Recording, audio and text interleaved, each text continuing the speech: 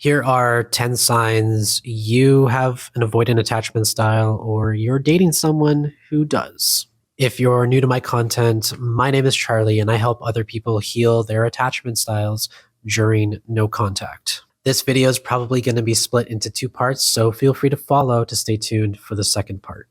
So, sign number one, you have a fear of being vulnerable.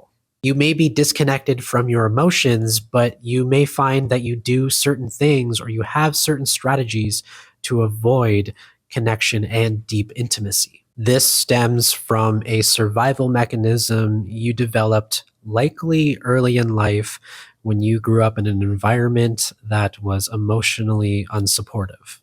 Sign number two, you instinctively seek avenues of escapism. Much like the anxious, preoccupied, avoidants can actually have a pretty hard time being alone with themselves and their thoughts. We largely tend to think this is untrue about avoidants because they're usually the ones asking for their own space, but it is a fact that they can have a difficult time being alone, and how they choose to spend their time when they are alone gives us some insight into this. Do most avoidants you've known who have asked for space spend their time meditating, journaling, or self-reflecting?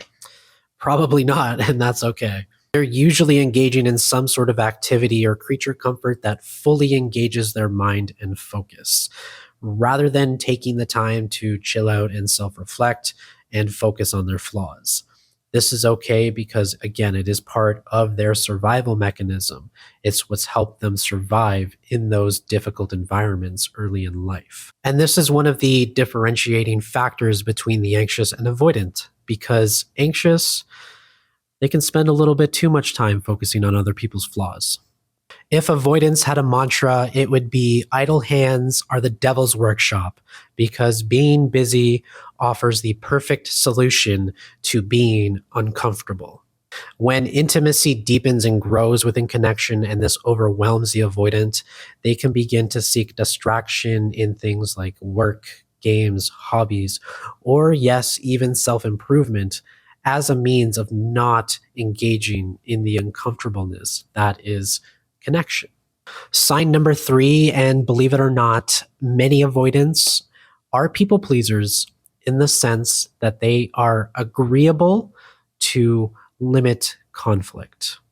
They are willing to go with the flow just so that there's not a fight, because again, they want to avoid any conflict. Seeing as how conflict usually triggers their fight or flight response, learning to be a people pleaser and go with the flow is a great way to avoid that. Number four, and this is a big one, they can be hypersensitive to criticism and shame. Many anxious believe that avoidants are cold and unemotional and incapable of love, and this couldn't be further from the truth.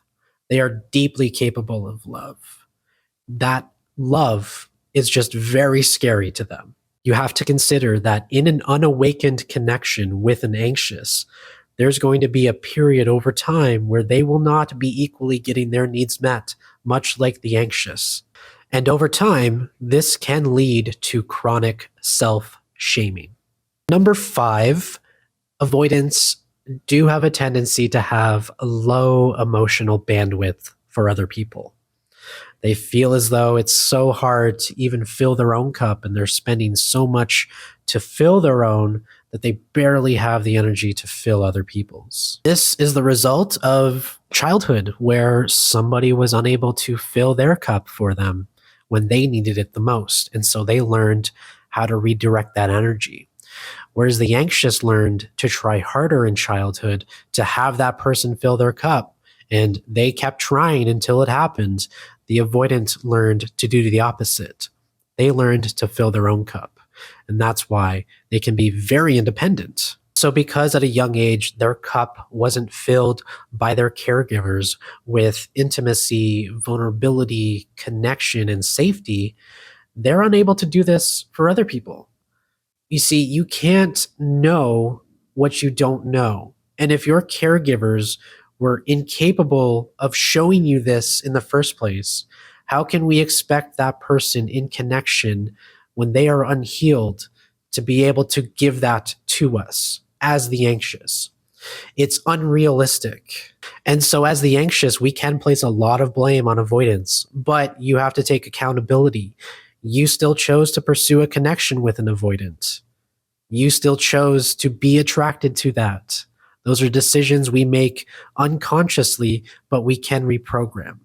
So I've only gotten halfway through this list, and I've broken down about how a lot of the signs of avoidance are largely outside of the control of the young avoidant when they were a child. Are we kind of starting to see how it's largely not their fault that they're avoidant?